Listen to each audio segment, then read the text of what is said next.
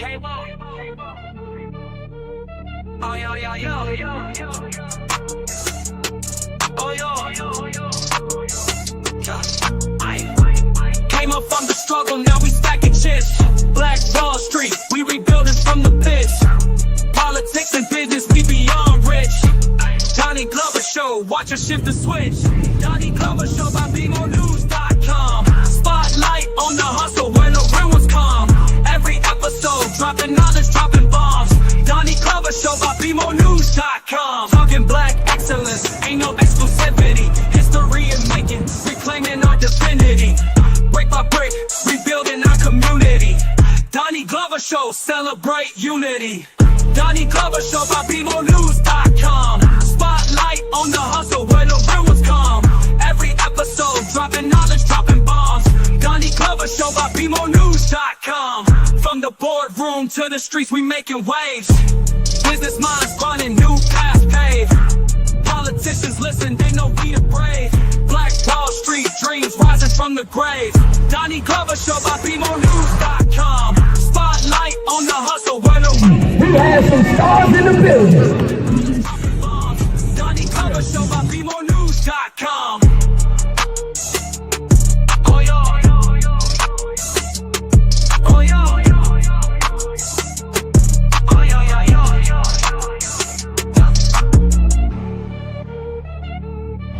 We'd like to welcome you to BmoreNews.com, the news before the news, where we uncover the truth. Special thank you to our executive producer of Be More News in Niagara, Mr. Emmanuel Price. We're up here this is the New York side, and that's the Canadian side, and we will be there for the New Year's dropping of the ball or somewhere around here. Very beautiful Niagara Falls, some of the best water in the world. So make sure you get out, get your passport, and do some traveling. And keep watching BmoreNews.com, the news before the news, where we uncover the truth.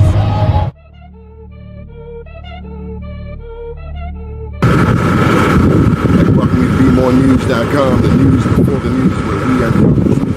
Here on Atlantic, Mississippi, with our very dear friend Corey Mathis. A beautiful town, New Orleans. Keep watching BmoreNews.com. We're going to give you an update. 10 years since Katrina. The news before the news, where we uncover the truth. Wall Street, we rebuilding from the pits. Politics and business, we beyond rich. First name's Donnie, last name's Glover. In it to win it for the long haul, baby. Listen, you're hosting because I got to go get some coffee. So tell them who you are. I need 45 seconds, okay? What do you want me to talk about? Just tell them who you are. Okay, good morning. My name is Lawrence Bell, and I'm a former president of the Baltimore City Council. I'm a resident of West Baltimore. I am presently the president of the Friends of Gwynn Falls Parkway, and we are working with communities not only in West Baltimore, but all over the city in an effort to make the city a better place in which to live. You know, we're working together on a lot of issues right now. We have a concern about, bike lanes and other things. But I think the key thing is that we think that in Baltimore and other cities of its kind, the people are not being heard. And that's our concern. The people are not being heard. And we know that we can do better than we are right now. I am very concerned that the city of Baltimore received money like a lot of other major cities as a result of the COVID-19 crisis, and I'm not confident that those dollars are being used as well as they should be, or have been used as well as they should be. I think we could do a lot better. All right. So, do you know that your campaign was the first one I think I worked on? Is that right? Really? Wow. I'm honored. I feel honored. I remember that campaign. That was 98. Okay, right. Well, 98, 99, right? Right, uh-huh. You had to start before the election year. But that was the first campaign I worked on. And I'm going to tell you who dragged me into that campaign. Darius George Hall. Oh, okay. My buddy from West Baltimore, Sandtown. Yeah. Yes. Yeah. Okay. That's some years ago. Yeah. Well, I tell you, And that your was office was on St. Paul Street, that big right. old building that is now Mama Coco's. Yeah, I heard that. I heard that. I've not been Your in there. campaign office is Mama Coco's. It's a unique black restaurant. Well, that's a good thing. I mean, I tell you, I found out about that building originally because of a fellow named Bill Henry, who was the father of the comptroller right now. His dad, who I passed. love dude. That was my man. Yeah, well, he was like he was my mentor. You know, he really taught me a lot about politics, and he told me back then you need a location that's kind of center city, and that's how we ended up working with that. But Was he yeah, right? well, yeah. I mean, we weren't successful in the campaign for mayor, but it was between north and east and west. So that was the whole idea about it. Yeah, yeah. So you Would know. you do that again? Would you have a campaign office for the purposes of being central right down St. Paul Street? Or would you decentralize it, have one east and one west?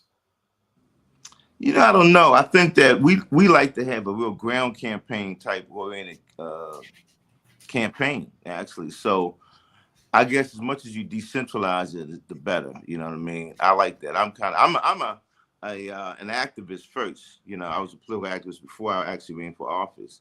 So I like that kind of street campaign. And sometimes what happens is we allow too many people who are outside of that realm to kind of take over the campaigns, you know, and so we politics, local politics, and that makes the politics different. But I don't know. I might be more inclined to decentralize if I did it again. Yeah. Would you ever run for office again?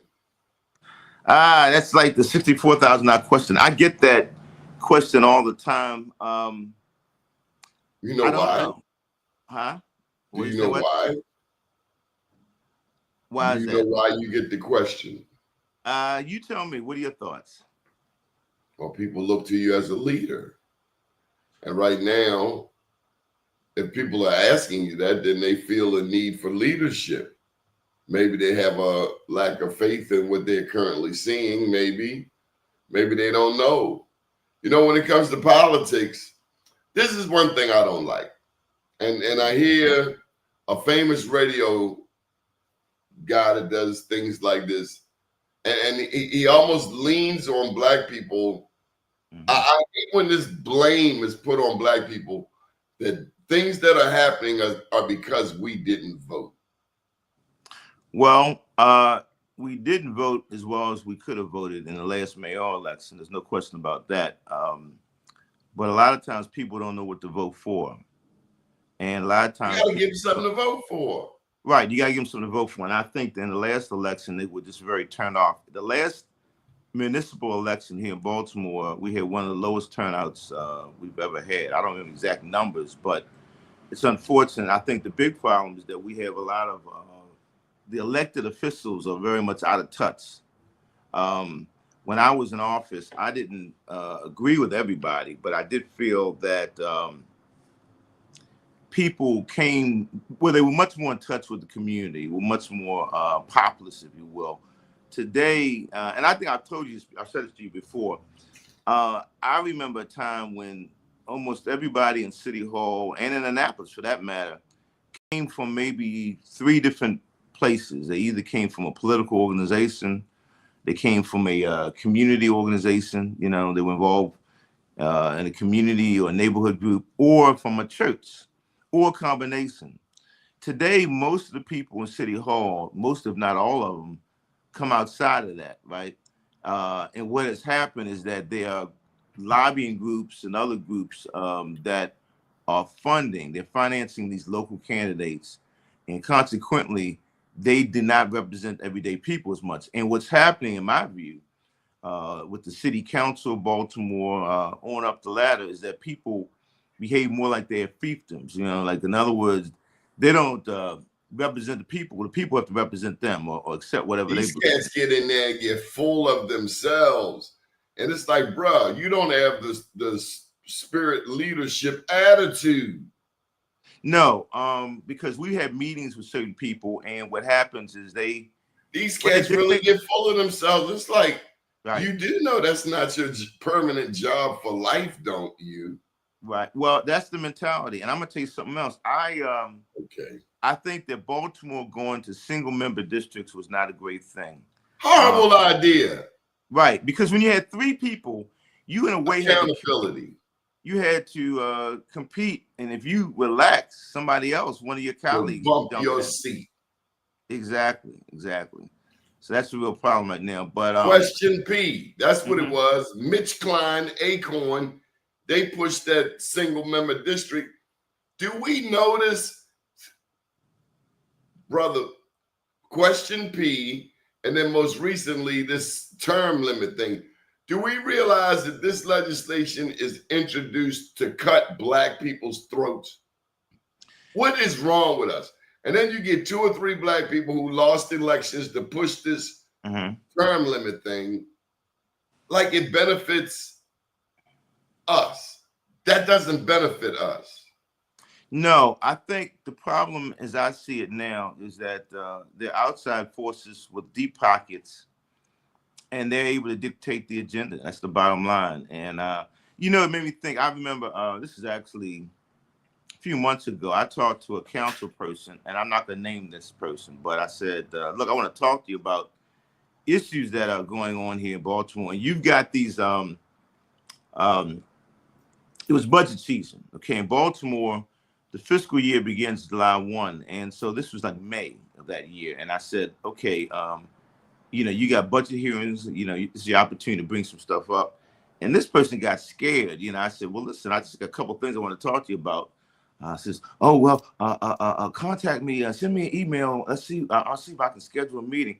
And I'm thinking that I'm not holding a gun to your head. All I'm telling you is that there are certain things that I think that are money that's being misspent, and it could be better spent, it could be better targeted, and it could be better managed. And like, you're afraid to even learn about certain things because you're just going to follow in line. You're not challenging anything. I don't remember ever back, if you go back 25, 30 years ago in the 90s, there were people that I didn't always agree with, but I felt that they genuinely cared about their district, and they weren't afraid to challenge the powers that be. That's the mentality we had. In my area, for example, here in West Baltimore, we've been fighting the narrowing of the streets. Our council person will say, well, he and the Department of Transportation. And I'm saying to him, you don't represent the Department of Transportation. Him and the Department of Transportation what? Well, we believe this. We believe that. We believe that we've got to calm the street along Glen Falls Parkway. We believe. And I'm saying, when they start talking traffic calming, I know they didn't talk to Bikemore. I know they've been influenced by these lobbyists for Bikemore. Right. I know they've been threatened. And I know they give more power to Bikemore than their own damn people. Right. And I think that the thing to remember is that this is even bigger than bikes. I believe that if you study what Bikemore is doing, if you study their parent groups like Smart Growth America, they are about downsizing cities. They lie a lot. They talk about, oh, we want to maintain the city. No, they're about gentrification. They're about moving out Black communities and working class white communities too. And why they got bike lane on West North Avenue going towards 83? You're trying to get down North Avenue from West Baltimore, and you got some planners who decided to narrow North Avenue. Some people, I'm trying not to cuss, who don't live in West Baltimore and don't give a rat's bottom of the congestion that they cause. This is not calming. This is congestion. Right. And it violates the International Fire Code. I mean, our thing was the International Fire Code, which Baltimore adopted many, many years ago. And whose idea was this? Brian Dorsey is who they tell me is the big thank you to. Was he born in Baltimore? I think he was born in Baltimore, but he was isolated. He couldn't possibly have come through Baltimore City because he would know better. He doesn't know better. He doesn't care. See, if you believe Oh, that the most and then they important gonna tell me how to live. Now we right, got a problem. Get right. rid of Well, the the worst damn bike lanes, open it up for the fire trucks, and right. open 28th Street up. And you're not gonna tell me the people in Hamden like stalled cars in front of their house 24/7, because that's what they got. Right. Well, they don't like it. The people out on Harford Road don't like it. I mean, all over the city. But this is what I'm talking about. We're talking about, and I said this too in a meeting where he was there, transportation, public works, everybody but the mayor. It would have been better if the mayor was there. But the thing is this, I said, this is supposed to be a democracy, right? Which means that the majority rules. Well, you know full well that people don't want this. You know they don't want it. You know they dislike it. They hate it actually. So I said, well, why don't you do a scientific poll? Ask people how they feel about North Avenue and other places. They don't want to do that because they already know how it's going to come out. They don't believe in democracy at all, right? And what I'm saying, No, yeah, well, and and these that's are what. white liberals. Right, right. Well, white liberals, as Malcolm told us, can be very, very racist. Right? Trumpish, no different than Trump. No different at all than Trump, and that is why that nationally right now the Democrats' numbers are so low. Trump's numbers are low, very low, but the Democrats in the last poll, I think Gallup is the ones who did it several weeks ago. The Democrats' numbers are even lower than Donald Trump right now. And that's because largely, I believe, is that the Democratic Party elites are not democratic. They're elitist. They They're suckers. right. They're promoting exclusivity, and they see. There's no way that if you look at 2021, when the Democrats passed all these big spending bills, okay, American Rescue Act, infrastructure, inflation reduction, on and on and on.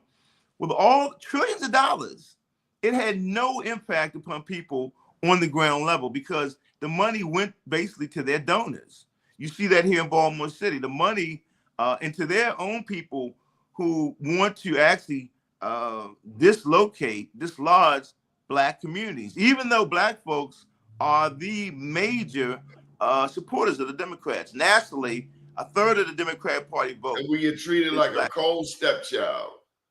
Terrible, terrible, terrible. And they don't care. Why do I vote Democrat? Why do I, a Black man in a 9-1 Democratic city that has never invested in the Black community? Right. Why do I vote Democrat? Why do I vote for Frank Conaway? Why do I vote for Angela Gibson? Why do I do all of these things? Remember Anthony Brown was running for governor? They had signs up Liberty Heights said, vote for the Democrat. You remember that? Right, right. Vote for the Democrat. Well, I think a lot of it is tradition, and I think the basic thing they tell us is that ain't working. That we're not as bad as the other guy. That's basically what it comes down to. Like they're gonna hurt you more than we're gonna hurt you. That's bottom line. Worse. They're worse because they should know better. And the racism within the Maryland Democratic Party is unacceptable. Yeah, well, I mean, it's look, and they don't the lack of young Black people in there. See, what I see is young whites being trained in a democratic tradition, and that's not one of equity. It's more like the 60s. Yeah, I mean, it's the worst I've ever seen it, and we take the bait, we go along with it, and we're not demanding. I mean, the big problem we have is that we don't know how to demand anything, you know, and our leaders are not demanding, and they're taking advantage of us. The worst thing is that they use us to act. Yeah, that's when they say, oh, you don't vote. That's because you don't vote. Well, look, I mean, people, you got to give people something to vote for. They are using us to access money and funds, and then not only do they not use it for us, but in many cases they're using it against us, right? I'll give you an example. You and I have talked about this. There was a press conference where the governor, the Congress people were there, council people, on and on and on. In West Baltimore, they were talking about the highway to nowhere. This is a travesty that goes way back to the 70s where the city of Baltimore used eminent domain to destroy a black homeowner occupied neighbor where you had black people that own their own homes, one of the highest rates in the entire city of Baltimore. And they did eminent domain and forced people to move and took their houses because they wanted to build a highway that would go from out in the county. They said they wanted to build a highway. Right. It was never actually built. It was a bad idea. Interestingly enough, one of the people that fought that was somebody named Mikulski. Barbara Mikulski became famous because she represented all the way down to Fells Point. White folks said, no, no, no, you're not going to bring that down here. She gained, and again, like I said, she was an activist. She was a community leader and gained notoriety. She became a councilperson, congressperson, senator. However, much of the damage had been done already to our community. They tore down all these homes. So now what's happened all these years later, okay, in this little so-called highway street that goes nowhere. Now the Democrats are saying, we're going to come up with $85 million to deal with the harm that was done. So when I asked representatives, okay, well, what are you going to do with that $85 million? Well, here's what they say. We haven't decided yet. We're going to, we know so far we want open space and bike lanes. And I'm saying, what the hell does that have to do with harm? What does that have to do with fixing the harm? Fixing the harm, right? If the harm is that you destroy black home ownership, then the remedy should be bring back black home ownership. They don't want to do that. They're using us to get money to hurt us, to get us out of there. That's what it's all about. Democrats and black Democrats. Right. Black Democrats who ought to know better. Thank you, brother. But we don't know whether they know better because they don't talk to us. Right? They don't talk to us. That's why we got to vote them out. Yeah. I think that it's sad that COVID was used as an excuse for black elected officials and other to become further uninvolved. Exactly. They don't go to meetings. You know, I think I told you when I started many eons ago in office, Sheila Dixon and I worked together. We were new. We used to work with Agnes Welch in West Baltimore. We went to almost every community meeting, that you can imagine, every night. And it was expected. And even back in those days, even the mayor was supposed to go to community meetings, other people. They don't do that anymore, right? COVID gave them the excuse to shut the door and they closed down City Hall, and they don't visit people anymore. So they don't really know. Very rarely. They don't know, and they don't seem to care about how people feel. What do we do about these bike lanes? Well, I'm going to tell you what I think. Okay, we can continue to beg and plead and fight with the local elected. And by the way, I believe that these local elected officials know that it's a dumb idea. It's a dumb idea on its face, okay? If a street is not at least 20 feet wide, the International Fire Code that Baltimore adopted says streets have to be at least 20 feet wide, right? 20 to 26 feet wide.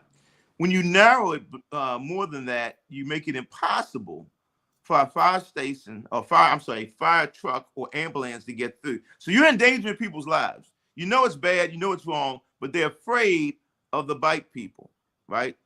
They don't offer any pushback to I'm from Baltimore. I don't understand how you're afraid of somebody.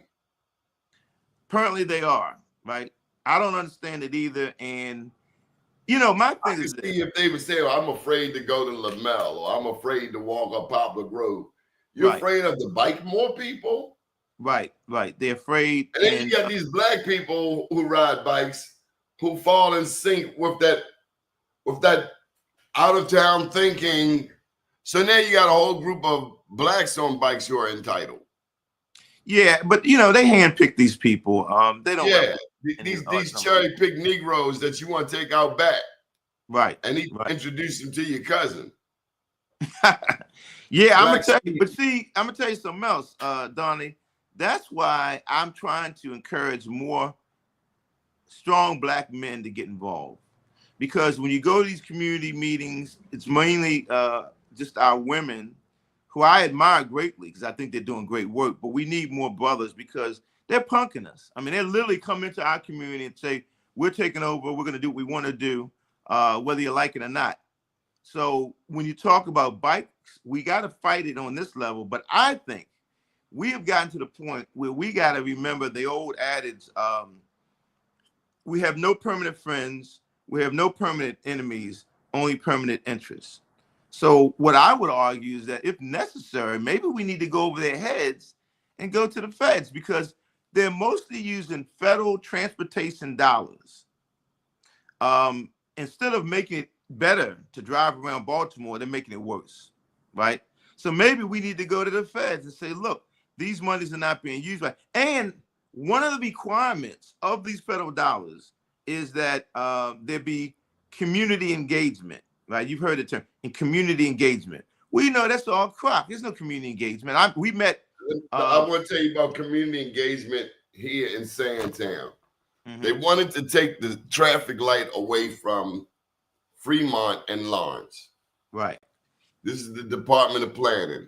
When we met with them, they had one black person that worked for them. And matter of fact, I remember them bringing a young black person to the meeting who was kind of like a sergeant at arms, almost like an intimidating, like bodyguard type, who was going to insist, who seemingly insisted that we understand what planning was trying to get us to do. They wanted to take traffic off of Fremont Avenue to extend the street. Now, wow. I get when foreigners come with ideas to the black community.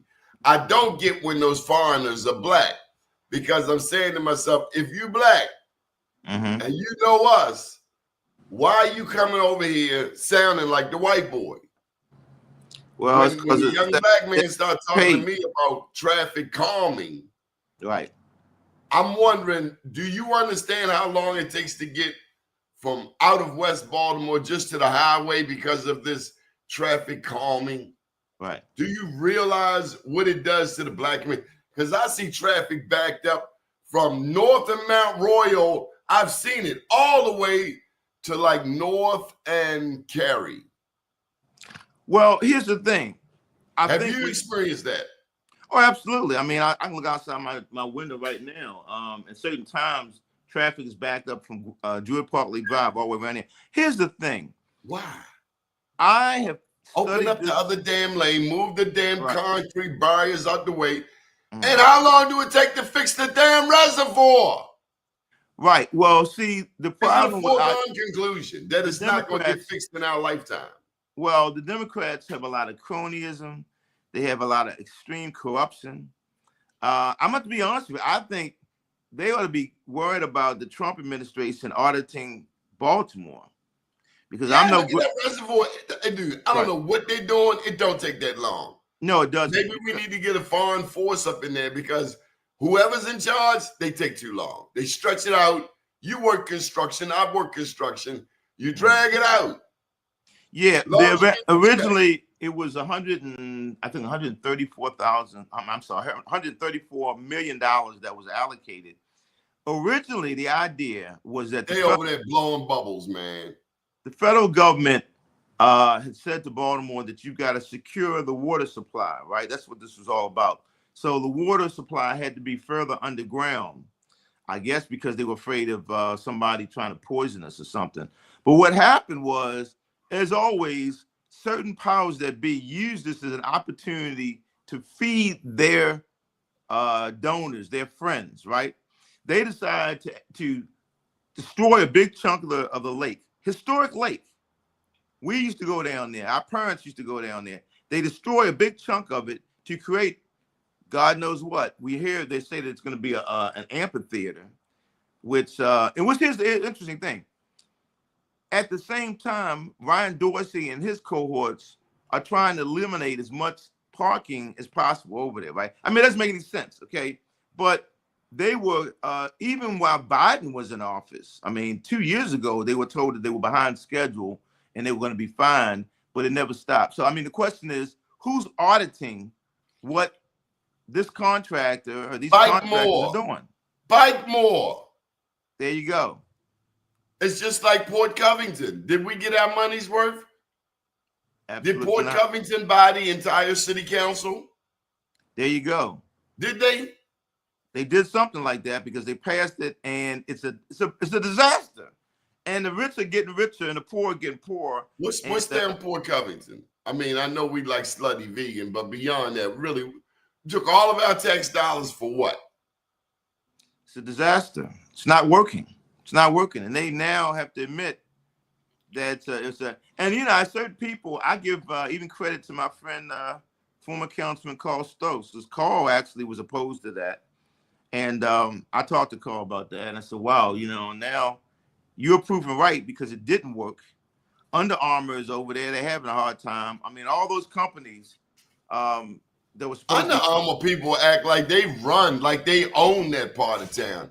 I've caught the vibe down there, and it's not much different than when we used to catch the Super Sunday bus down to Fort McHenry as kids, and then white people used to throw bottles at us. They are some privileged, ignorant people in that neighborhood. And I don't think it's the locals, it's the people who work in there. And it's like Under Armour is his own little city, and you can't come over here. I don't even wear Under Armour. I don't even like the brand personally. So for you to act, it's like an ugly girl acting pretty. It's like, boo-boo, you're not that cute, right? You're replaceable. You do know you ain't a 10. Well, it's the thing. So you got Democratic cities like Baltimore. Come on now, boo-boo. Did she look in the mirror? You ever see an ugly girl with an ego? A lot Stop of them. it, boo-boo. There's a lot of them these days. Yeah, well, that's the thing. But see, when these wealthy people are politically connected, they get these tax breaks, they get these TIFs, tax increment financing deals, pilots, payment in lieu of taxes. They get huge tax breaks, and they always, and they attack our people, and they talk about, well, black people and these other poor whites, they want welfare, they want this. Well, they don't have a problem with giving welfare to the rich. It's like Martin Luther King said, it's how they put that, it's socialism for the rich and capitalism for the poor. So they give them money, okay? Donald Trump knows all about that because that's what he used to do when he was in New York, when he went from Brooklyn into Manhattan. Big tax breaks, big money. Donald Trump, whose best friend is the pedophile. There you go. The president's best friend is the pedophile. Yeah, well, they were best friends for a good 15 years. That's kind of deep. But these people voted for him. They did. The same people who are questioning him voted for him. Knowing his best friend is a pedophile. Really, well, I don't know if isn't a penitentiary big enough to put all of these people in. Because if they didn't know then, they definitely know now. And so they knew then. But there's the hypocrisy because he's talking about accountability in government, but he's not being knocking off somebody's granddaughter. Well, Elon Musk, he allowed Elon Musk to go in and basically eviscerate much of federal government, fire people. And then he turns around, he doesn't release the Epstein files. Elon Musk turns on him. Elon Musk complains. And here's the thing, Elon Musk complains that he's not getting really the breaks that he thought he was going to get. Who cares what this Afrikaner gets? He's not even from here. Right. He's an illegal. Yeah. Treat him like you treated them Haitians at the border. Elon, who? Right, but he's white. That's the thing, and that makes him all right. But again, what I'm trying to say is, good luck with that. The hypocrisy is that he, Trump, and these Democrats, for that matter, when it comes to poor black people or poor white people, it's pull yourself up by your bootstraps. But when it comes to the rich and their friends, they hand them money, hand over fist, to blow the money at will. And they claim they're doing it for the people. So in other words, I'm not talking about just contracts. I'm talking about major tax breaks. You saw that at Port Covington, see that all over the city, and what's happened as a result of it. Here we are. They still lose. See, this is my thing. All of the money that went into building downtown wasn't balanced by also investing in Uptown. Right. Well, they could have. And that's the worst thing about it is that, think about this. The city received $641 million of American Rescue Act money, along with other monies, okay? They could have used that money to rebuild the inner city. They could have used that money to rebuild these areas in our communities, which have become dilapidated and vacant and so forth. They didn't do that because they didn't want to do that. They didn't want to do that. And yet they claim to be representing us. They blew the money. We don't even know where most of that money went to. It appears that it went to a lot of white nonprofits who, again, are aligned with people that supported the council and the mayor. And we got all these nonprofits. I'm just trying to understand how come it doesn't work. How come our children are underachieving in school? Mm-hmm. How come there are not enough after-school programs when we have all of this money for those very things? Who's stealing the money? And how do you have a school CEO that makes $500,000 and our kids don't even have Black history? When you look at these nonprofits, I think that's the scam of the times we're living in, the nonprofits. The nonprofit industrial complex. Exactly. So our question is, why is it that so many of these monies that go into nonprofits, a large percentage of it ends up going to quote unquote administrative costs, right? Now, I asked this question some years ago because one of the things I noticed was that I can use so many examples. Take in the health department, there are contracts that have gone out or grant money that's gone out, where a large percentage of that money is used for administrative costs. And I asked the question, I said, well, I thought that the law says, the federal law, that federal grants, no more than 10% of grant money can go for administrative costs. And yet you see all this money that goes to that. What is that money for? You see that in the health department, you see that with it's called private school tuition. Right, somebody's private school. So you look at recovery, again, after we have a major allotment of money that comes into the city, like after Freddie Gray, what happens to all the money? How come it didn't make a difference? Well, the damn sure ain't making the Pennsylvania Avenue. No. And one of the points I made was that we're financing some of these programs that we know don't work. If you have a lot of people that are in recovery or need to be in recovery, generally they need isolation, right? How do you have programs on Pennsylvania Avenue when you walk out the door, somebody's selling you some stuff, right? It doesn't make any sense. City. They sell New Jack City. That's the name of the so-called dope at Penn North. Right. And it's not what they said it was. Right. Let's talk about that for a second. I get a phone call from a treatment director, a treatment center director, 3:00 this morning. The dope at Penn North is not dope. It's not heroin. It's not fentanyl. Right. It's called New Jack City. And it's made with nitazene, Nitazene, nitazene. Right. It's got a long, funky name, but it's called New Jack City. And it began, what happened at Penn North is a part of a national thing. It's not just in Baltimore. This same nitazene, New Jack City, is in Boulder, Colorado, Chicago. So what's up with the misinformation that came out of City Hall as if nobody OD'd and died? And by the way, for this nitazene, Narcan don't work. Right. This stuff is stronger than fentanyl. So you're battling with the wrong tools. You need a different kind of thing to bring people back from this nitazene. So what's up with the misinformation? Because I understand that a noted Black person's daughter OD'd from this dope up there. Did you hear that? No, I haven't heard that one. Yeah, well-known sister's child died from that. We need off for the air to talk about that, because I do know that what I've heard is that there are a lot of young people who are mixing all kinds of stuff. You got that. Oh, the young boys stuff. Yeah. They're taking, as you said, animal animal sedatives, tranquilizers, and then mixing it with other stuff. And like you said, the problem is Narcan addresses heroin and fentanyl. But when you add this other Are stuff we in, supposed to use 2 Narcans when it comes to fentanyl?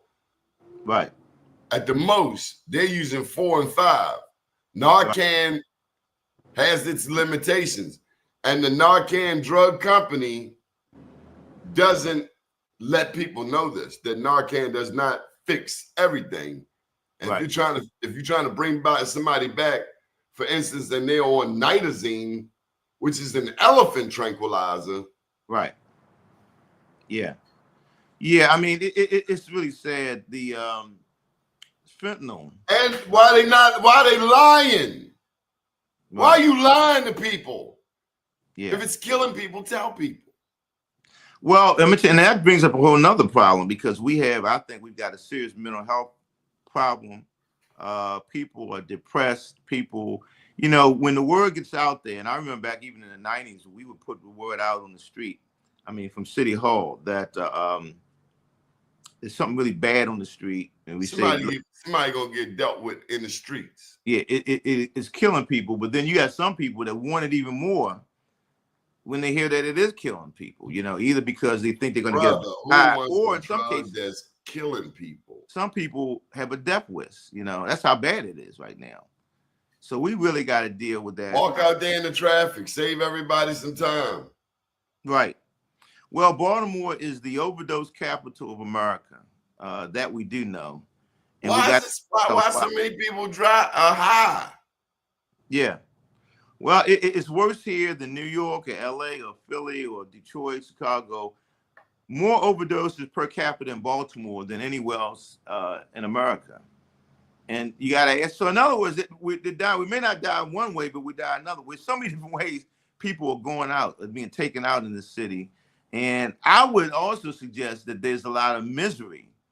And it doesn't have to be this way. As you said earlier, one of the big things is that I think the worst thing that Black leadership did in this country, in Baltimore and other places, is it lowered the expectations of the people.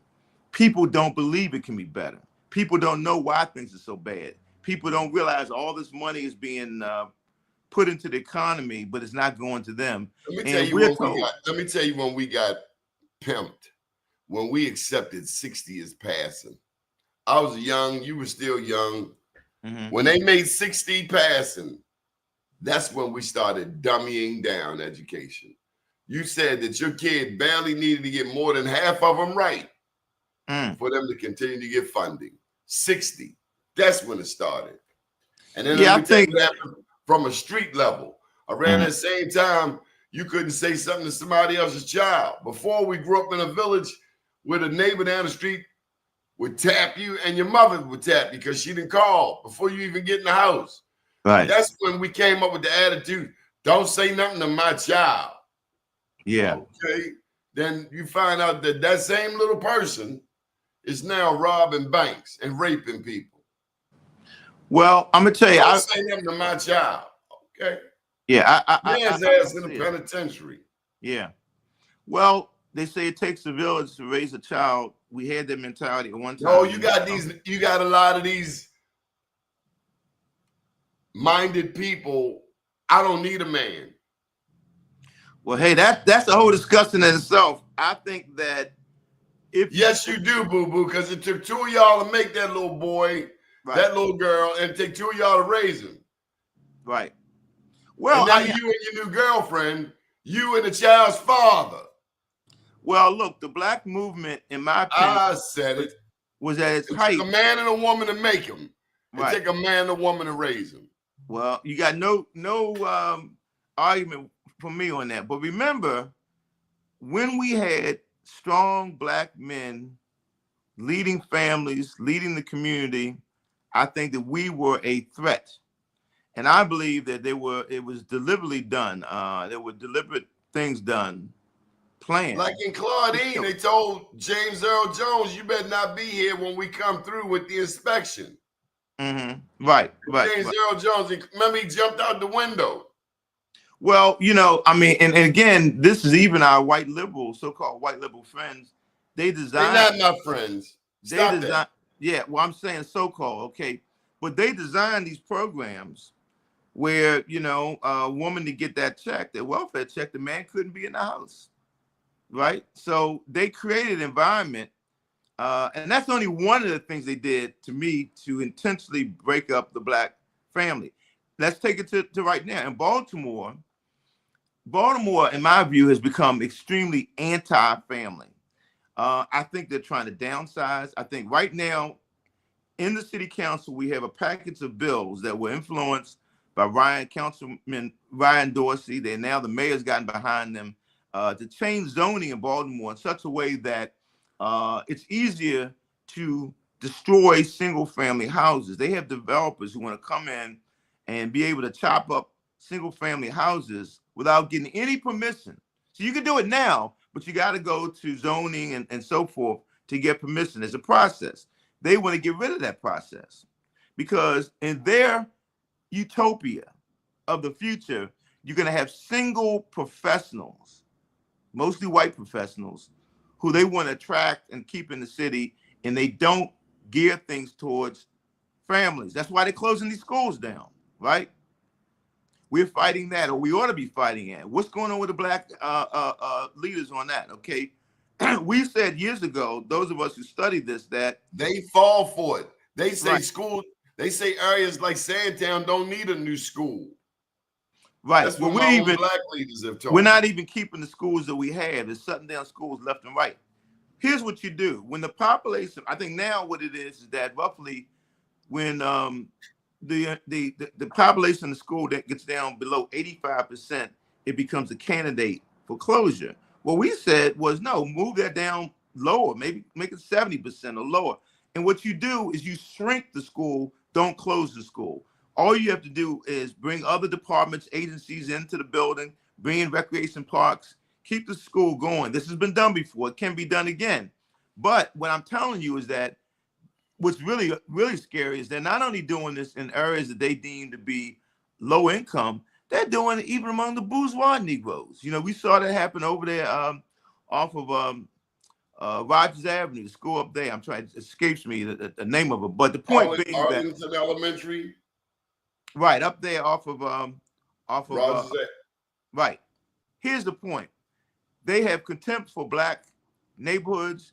They have contempt for black people. They are, even in my neighborhood, I see there was a house that was zoned for 7 units. They more than doubled the number of units in there. We're all saying, well, how could you possibly do that? Well, they are marketing toward only single professionals who don't have children. My daughter's grown up. I don't have to worry about that, okay? But I am concerned now because my children are out of they're not in the nest anymore. But if we're going to keep strong black families, we need young people with children, right? They are trying to do everything to stop that because I say, but my point is they are very anti-family and they know what they're doing. And they know they're being outnumbered. In 2055, all of these numbers are steadily changing. The white majority is not the majority no more. You got the Latinos burgeoning population. Right. Well, you've heard of Dr. Claude Anderson. He warned back in 99, 2000 that this was going to happen. He wrote the book Black Labor, White Wealth and Powernomics, and he warned that this was going to happen. It's interesting because it seems you got two different techniques to hurt us or to stop us. Now, on the one hand, you've got the conservative people who want to block money from coming to us. On the other hand, you got the liberals. Money comes to us, but they control it, and they open the floodgates for foreigners, immigration, and they open it up too much, really, because now you got places and around the country, up in Chicago, Detroit. They have protested. You have got black schools, public schools that were closed, and now they're using those to house immigrants. So they are basically pitting different people against each other. But again, to your question about the Democrats, clearly they are not working in the best interest of their biggest supporters, which is black people. Okay. Any final thoughts? Yeah, I would just say one more thing that, as we had said earlier this year, my belief is the problem is that, and I'm talking about the Democratic Party and the Democratic Party elite as it plays out here in Baltimore and around the country. I believe the problem is that Democrats aren't really being democratic. I believe It is that democratic. huh? Because I think what we think it is goes out the door by the time we get there. Because we are busy. We taking selfies, man. Mm-hmm. That's what we doing, man. Right. I see some of these grown people, politicians, they take more selfies than a little girl. Well, that's where their mind is. And, as a brother, What you gonna do with a selfie? Brother just talked about group economics, and we as black people have to practice that. I said in an interview I had recently, because we were talking about this, and our problem as black people is not that we don't work hard, is that we don't work together. That's our major problem, okay? Yeah, you got some people who are lazy. Yeah, you got a lot of those issues like every race has. But we don't work together. We don't pool our resources. And when we have black elected why don't we work together? Well, we've been conditioned to work against each other, to compete with each other. We don't keep a group consciousness where we have a group interest. We're taught to compete with each other. Black people don't look at themselves as competing with other ethnic groups. We look at ourselves competing with other black people, right? And then our leaders, our bourgeois black leaders, they don't represent us either. But here's again, let me say this about the Democrats. What I was trying to say was that in the Democratic Party, the smallest groups, let me go back. The Democratic Party is made up of a hodgepodge of different interest groups, right? The problem is the smallest groups exert the most power. The biggest group has the least power. What are the smaller groups? Okay, white women, for example. Most white women actually voted Republican last time. Okay, they're not that loyal. Even the LGBT. They voted Republican for a pedophile. Right. The LGBT. They voted against their own interests. The LGBTQ, got to get that right. The alphabet people. They have a lot of power in the Democratic Party, right?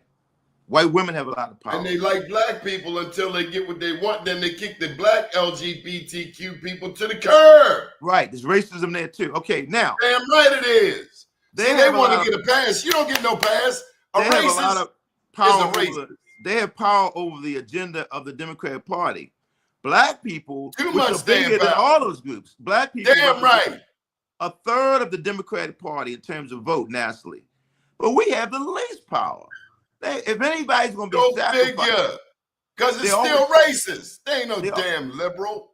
They sacrifice undercover Klansmen, and they take advantage of us, and they use us and exploit us.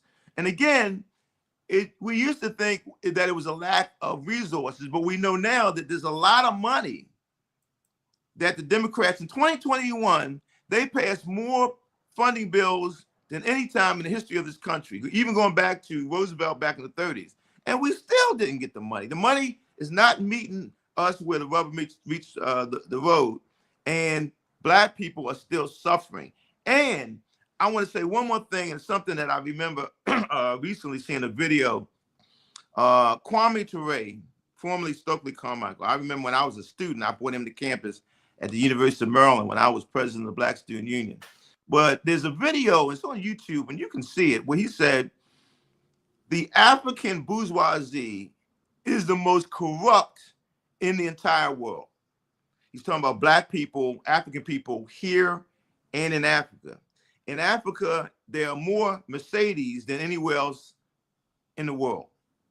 Corruption. Here in America, same thing. corruption. We got black elected officials. I remember something. I'll leave you with this, that Pern J. Mitchell said to me, I never forget this, when he was older and retired. He said, Lawrence, when I was in Congress, we never dreamed of having over 50 people, 50 blacks in Congress. But we got more done with a few of us than they have today with over 50. The biggest caucus in Congress is the Congressional Black Caucus. But what do busy they produce? promoting everybody else's agenda but black people. I heard Hakeem Jeffries come on. The first thing out of his mouth was fighting for Israel.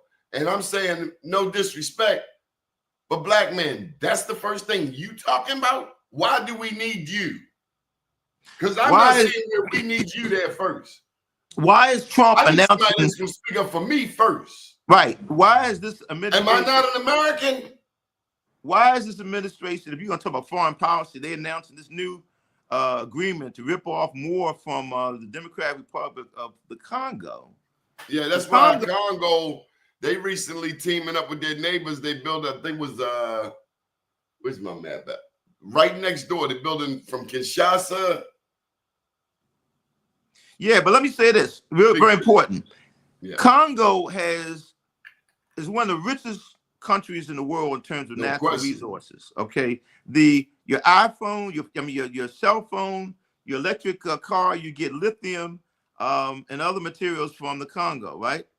And yet the people in the Congo are the poorest people on the planet. Why? Because multinational, white, and many times American companies are ripping them off. Where is Hakeem Jeffries, if you're going to get into foreign policy, where is he in talking about how Africa? He ain't said sugar, honey, or iced tea. LB, how can people get in touch with you? Well, you know what? Reach me on Facebook. I'm on Facebook, facebook.com/Lawrence Bell, LAWRENCEBELL. And I'm going to be relaunching my website, lawrencebell.com, very soon too, in the next 2 weeks. So reach out. We'll pull together. We got to build a resistance. Hey, man, I need you to fix that 28th Street bridge. I'm coming off. I'm sitting on the bridge. After the Key Bridge had gone down, they got people double parked on a bridge. Yeah. And the people in Hamden don't want all of that single lane traffic, fumes. And how is a car sitting still, burning gas? How is that healthy for the environment? And the bike lane people, I like to bring them bike lane people to my neighborhood. I like to have a real debate. Why don't we have that? Let's have a debate with the bike lane people. I love it. I'll enjoy it. I'll tear them up. Let's have a citywide poll, scientific poll, to find out what the people want. They won't do that because they know what the people want and they're against it. Thank you for joining us. Good morning, world. Good to be here. Thank you. Sir.